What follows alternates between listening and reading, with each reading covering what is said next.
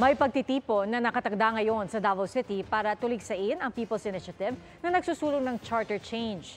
Inaabangan doon ang pagdalo ni dating Pangulong Rodrigo Duterte.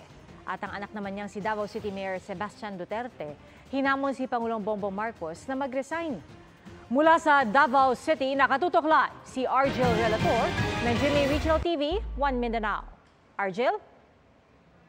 Pia, nakatakdang magkakaroon ng prayer rally dito sa Rizal Park sa Davao City ngayong gabi na dadaluhan ni dating Pangulong Rodrigo Duterte.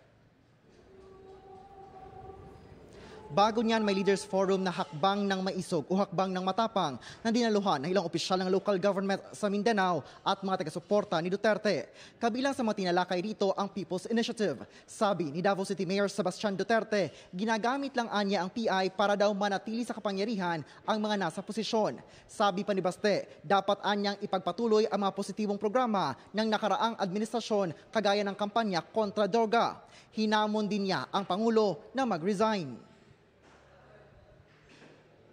Mr. President, kung wala kay gugma o wala kay aspirations sa imuhang nasod, resign.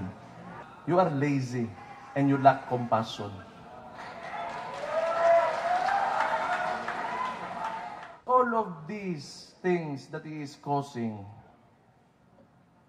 is oppressing the people.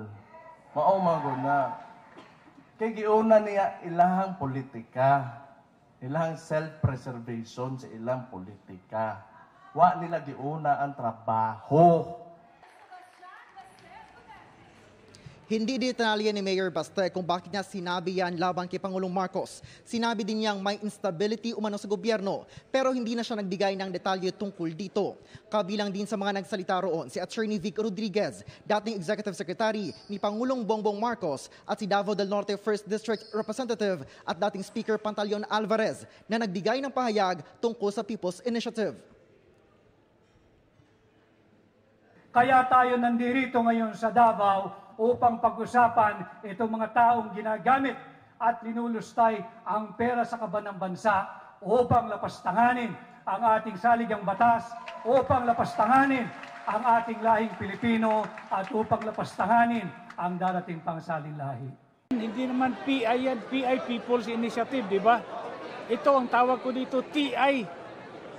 TI, Tambaluslos Initiative.